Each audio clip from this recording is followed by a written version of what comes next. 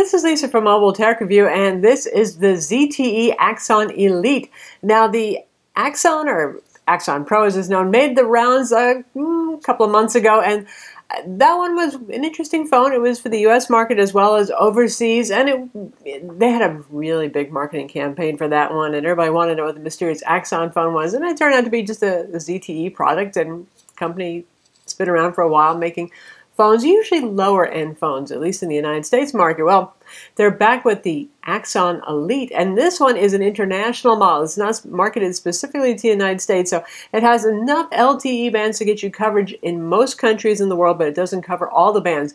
We have LTE on AT&T here, but it doesn't have LTE for T-Mobile, for example, so might not be the best choice. It depends on who your carrier is and what country you're in and how much you travel. This is a dual SIM phone, so you can actually run 2 SIMs in it, and it's an interesting product. We're going to look at it now. So this is the ZTE Axon Elite, available from the usual suspect importer sites. Like I said, GearBest supplied our review unit. You'll find it on a couple of other sites as well. Sells for $469, so not so different from the Axon Pro that's marketed directly in the United States by ZTEUSA.com. As you might guess with the Elite name, they think this one is a step up at ZTE, and they're real proud of the design. They say that the Boeing Dreamliner team had some help in designing this. Really, it looks a lot like the regular Axon Pro, but the colors changed. It is champagne. You got the same kind of busy grills going on here. There is only a speaker at the bottom. It is quite a loud speaker, though. I'll tell you that. The earpiece is hiding under the top one, so it's not stereo front-facing. It's just a bottom single front-facing mono speaker. But as we take a look, it's nice. We got curved Gorilla Glass here. It's supposedly antimicrobial Gorilla Glass. So if your friend's fingers have been in mysterious places you'd rather not know about, and then they touch your phone, perhaps you won't pick up whatever illness they have, I suppose. On the back, get ready for bling. It's blingy. It's champagne colored, though our lights may make it look a little bit silvery. This is aesthetically challenged, in my opinion, here. Now, you've got the metal back, which was a feature of the regular Axon Pro, and we've got these leatherette accents here. They actually tacked on leather here, and this champagne-y, goldy finish kind of looks like somebody got a can of spray paint from Home Depot and sprayed the phone over. I'm sorry, that's... You know, I'm not usually very harsh when it comes to phones, but this is just not the nicest looking thing I've ever seen. I like the regular Axon Pro better, though even that one doesn't excite me so much. There's a couple of differences between the Pro model and that is this is triple biometric security. It can actually look at your eyes and recognize you. Now, you might think it's doing a retina scan. Sorry, we're not that fancy. But it's looking at your eyes, the spacing, the color, so on, and recognizing you. That works really well. We have voice recognition for unlocking, which in my experience hasn't worked very well. And we have this fingerprint scanner. That's what this is right here. It works very well.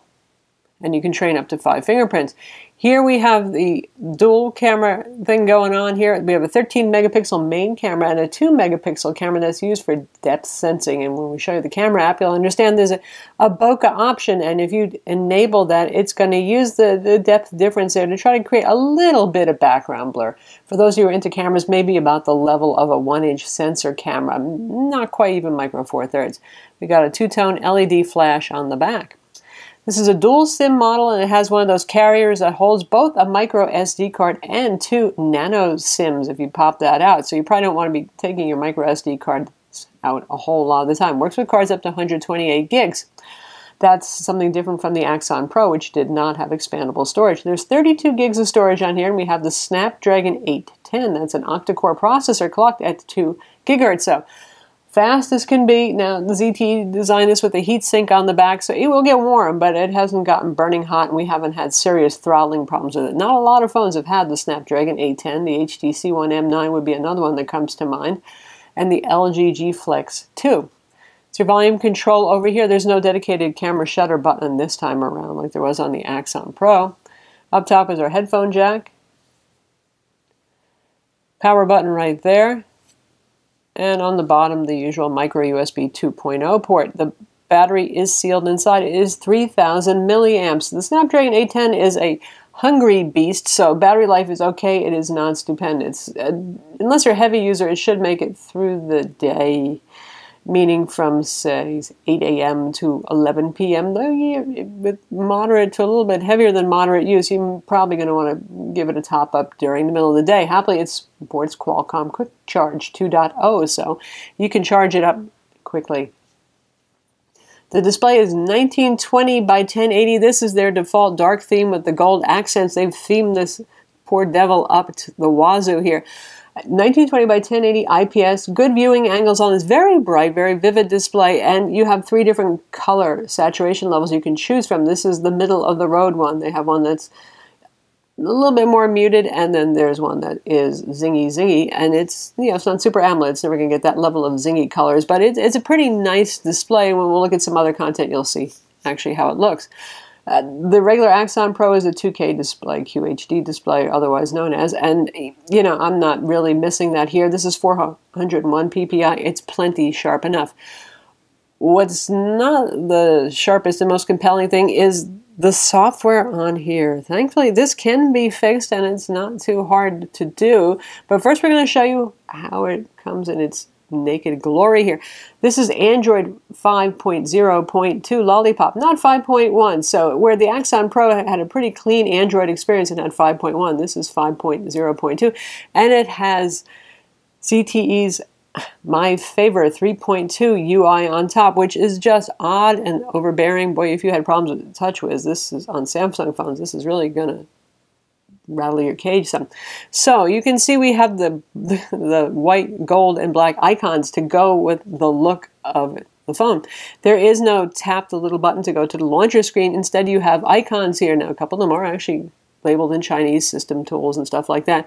That's just the folders that they've created. Everything on the phone is actually in English, and I have actually disabled one utility that deranged me, because every time you turn off the phone and went to the sleep screen, it would happily notify you as soon as you woke it up that it disabled just about every single thing that was running, which is really uncalled for a phone that has 3 gigs of RAM and a Snapdragon 810, which is a very fast CPU. So I disabled that, and when I did, look at that. It just left little holes in its launcher. Not very sophisticated, not really very attractive. They have customized settings as well, and that's okay. The common settings here, this isn't too bad, and then you get to all settings. Some things are just a little bit different from stock Android, but this part doesn't bother me so much. Voice print right here, this is where you can actually not just use voice commands with this, but have it recognize your voice. Now, you're supposed to use a phrase that has 3 words or at least 3 syllables to wake it up. I haven't really had a whole lot of luck with that. The fingerprint scanner is where you would guess you do train it indeed to use your fingerprint on the back. That works great. The Sky Eye, that is where you stare at the screen to wake it up. Now, I'll show you how that works. So if you want to unlock the phone, you have your, whatever you set here, a simple PIN password, pull down to I verify. So here's what it's going to do. Now, backlighting kind of gives it a hard time, but just like that, that fast. That's pretty darn good, right? And that's pretty handy. You generally speaking probably always have your eyeballs available. So, nice feature there. All right, so once you've had enough of this launcher, like I have, you can just go to the, yes, there is indeed right here on our little home screen, the Google Play Store, fully sanctioned Google device. You can install something like the Google Now launcher, which is free, and then you're going to get a pretty much vanilla Nexus-like experience, or you could put a Nova launcher, any launcher you like. But I'm just saying you don't have to be a gee-whiz, rooting, ROMmy kind of person to do this. So I've downloaded the Google Now launcher. Tap on the Google Now launcher, and it's going to ask me, do I want to use Google Now launcher to go to the home screen? If I want it to be the default and not ever have to see MiFavor again, just tap that, and now it looks like a normal Android phone, doesn't it? There you go, recognizable icons. We have our app tray and all that sort of thing. One thing that's still weird, you can set which is the back button and which is the multitasking button, but if you want to multitask like so, you have to press and hold on the back button, which is kind of old-fashioned. If you touch this button, this takes you to the desktop customization. Little strange, little strange. So there's still a few weird things, but all the biometric security and the camera software and stuff works just fine if you're using Google Now or any other launcher on this. It does come with a rolled at home, shall we say, WebKit web browser, but we do have Chrome here as well, thank goodness. So it's a perfectly normal experience. You'll notice we have 4G LTE showing up here. I'm using an AT&T nano SIM right now, and it does have some of AT&T's band, particularly the 850 megahertz band that they're using, the 700 megahertz band, but it doesn't have 1900 megahertz, which means it's not the world's best choice for versatility in the United States. But if you're outside the United States, it covers the most common EU bands, for example, and it's quad band GSM, quad band 3G HSPA, and it is unlocked. So how does it look and sound when we're playing video? We're going to play our Moto X Pure Edition video so you can see and hear it. Now, they're pretty proud of their audio quality here, and it actually is very nice with headphones, and the audio recording for video is actually quite good. It picks up everything. It doesn't have much noise canceling, so you're going to get a lot of background noise, but it's pretty good audio recording, and for those who follow audio chipsets and the like, it has the AKM4961 audio chipset. Anyway, let's get to it and play a video.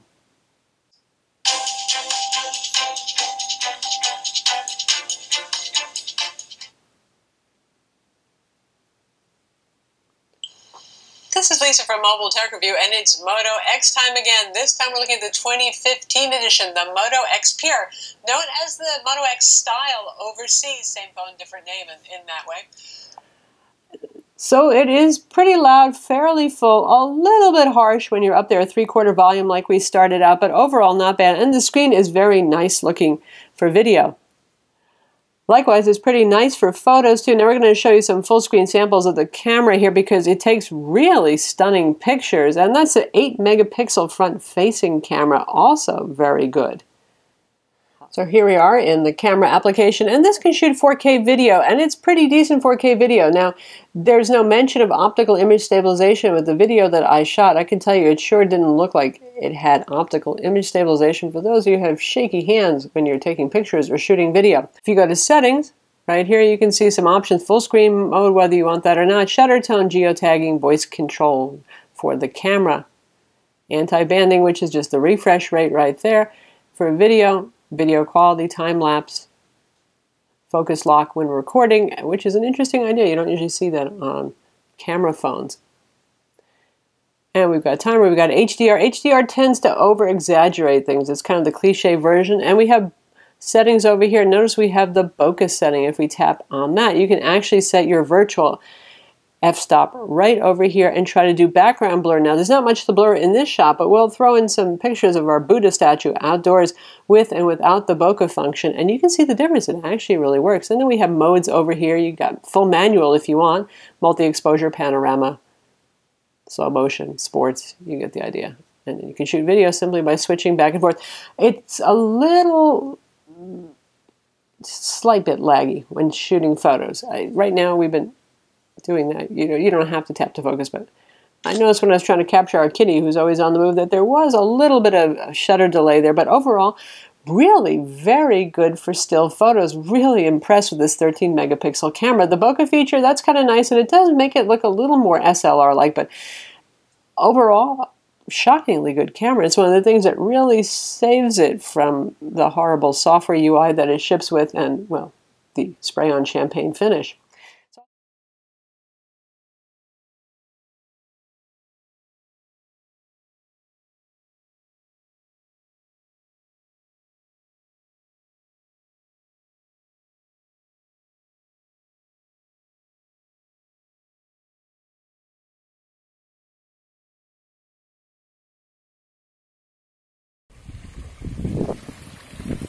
Windy day here.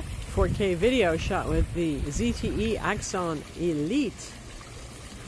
Optical image stabilization, so my movements should be hopefully smoothed out.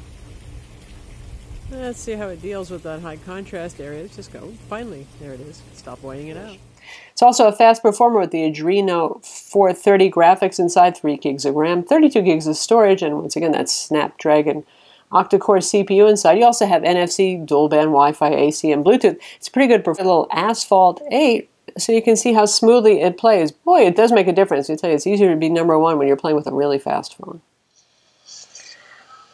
So the screen is actually very nice in terms of contrast, colors, viewing angles. You can see it, and it's quite bright too. One thing I will say, the storage on this is not particularly fast. It takes forever to load this game, and that's not normally the case. Whoa! Should pay more attention to where I'm driving there. Anyway, the game is very smooth, and it does make it, honestly, easier to play.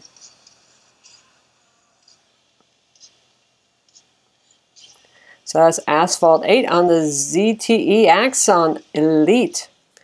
So how about benchmarks? On Quadrant, it scored 29,130. This is on the lower side of typical for the Snapdragon 810 overall for these scores. For Antutu, 53,781.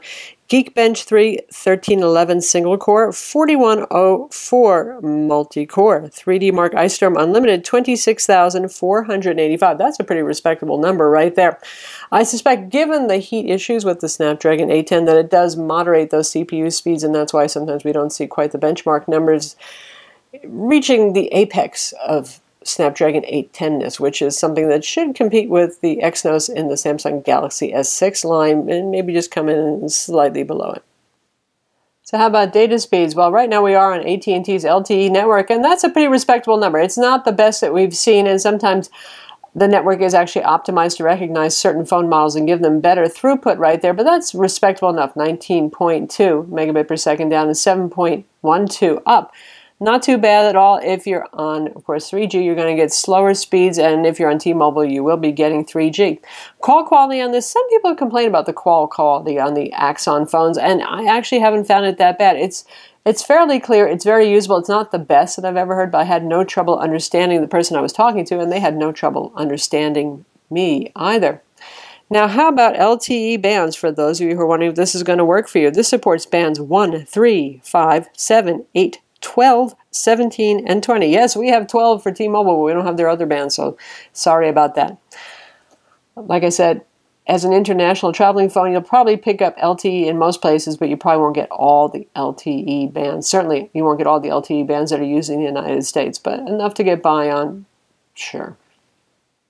So that's the ZTE Axon Elite. It's available now. You can get it from a variety of importer-exporters from China, particularly like Gearbest is where ours came from. There are others who offered $469, so around the same price as the Axon Pro.